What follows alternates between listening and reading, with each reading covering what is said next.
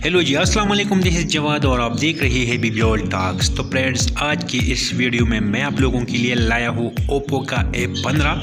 आज मैं इसका अनबॉक्सिंग करूँगा और आप लोगों को दिखाऊँगा कि कैसा है ओप्पो का A15 और इसके डिज़ाइन के बारे में आप लोगों को बताऊंगा कि कैसा है इसका डिज़ाइन। ये 3GB और 32GB वेरिएंट है।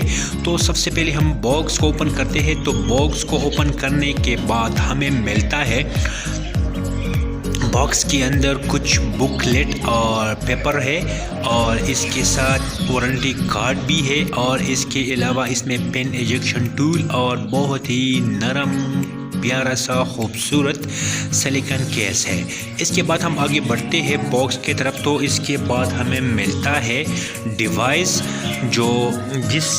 जिसके ऊपर रेपर लगा हुआ है। हम रेपर को निकालते हैं और जैसे ही हम रेपर को निकालेंगे तो आप देख सकते हैं बहुत ही खूबसूरत प्यारा और अमेजिंग फ़ोन लग रहा है। ऐसा आप फील नहीं कर सकते कि ये इतने कम प्राइस का फ़ोन होगा।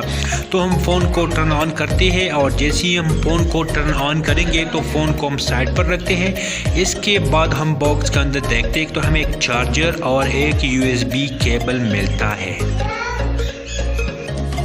जैसे ही फ़ोन टर्न ऑन हो जाएगा तो हम इसके बाद दोबारा मिलते हैं।